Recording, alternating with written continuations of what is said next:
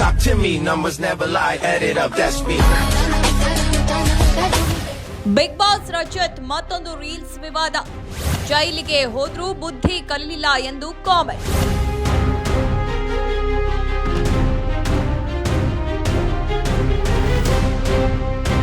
ಸಾಂಸ್ಕೃತಿಕ ನಗರಿ ಮೈಸೂರಿನ ಪಾರಂಪರಿಕ ಕಟ್ಟಡದ ಮುಂದೆ ಬಿಗ್ ಬಾಸ್ ಖ್ಯಾತಿಯ ರಜತ್ ಕಿಶನ್ ಸಿಗರೇಟ್ ಸೇದುತ್ತಾ ಫೋಟೋ ಶೂಟ್ ಮಾಡಿಸಿಕೊಳ್ಳುವ ಮೂಲಕ ಹೊಸ ವಿವಾದವೊಂದನ್ನ ಮೈ ಮೇಲೆ ಎಳೆದುಕೊಂಡಿದ್ದಾರೆ.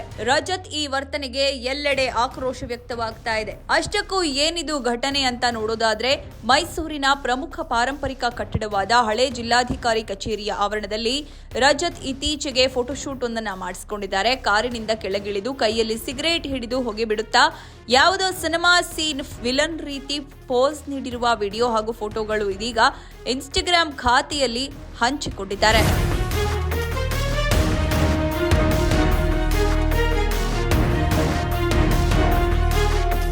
ಸಾರ್ವಜನಿಕ ಸ್ಥಳಗಳಲ್ಲಿ ಧೂಮಪಾನ ಮಾಡುವುದು ಕಾನೂನು ಬಾಹಿರ ಎಂಬ ಸಾಮಾನ್ಯ ಜ್ಞಾನವಿದ್ರೂ ಕೇವಲ ಶೋಕಿಗಾಗಿ ಮತ್ತು ರೀಲ್ಸ್ ಪ್ರಚಾರಕ್ಕಾಗಿ ರಜತ್ ಈ ರೀತಿ ಮಾಡಿರುವುದು ಸಾರ್ವಜನಿಕರ ಕೆಣ್ಗಣ್ಣಿಗೆ ಗುರಿಯಾಗಿದೆ. ಪಾರಂಪರಿಕ ಕಟ್ಟಡದ ಗರಿಮೆಗೆ ಧಕ್ಕೆ ತರುವಂತೆ ವರ್ತಿಸಿರುವುದು ಮೈಸೂರಿಗರ ಆಕ್ರೋಶಕ್ಕೆ ಕಾರಣವಾಗಿದೆ.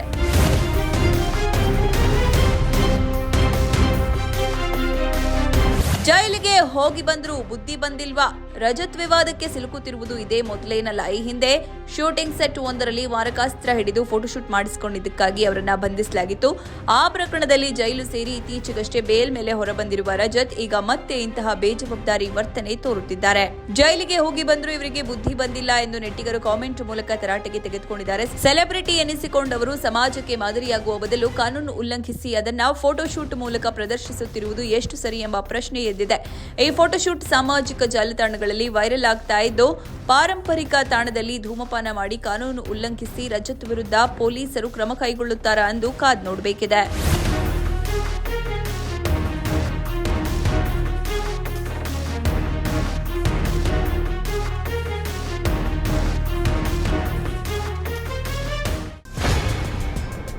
ನೋ ಉತ್ಪ್ರೇಕ್ಷೆ, ನೋ ಊಹಾಪೋಹ.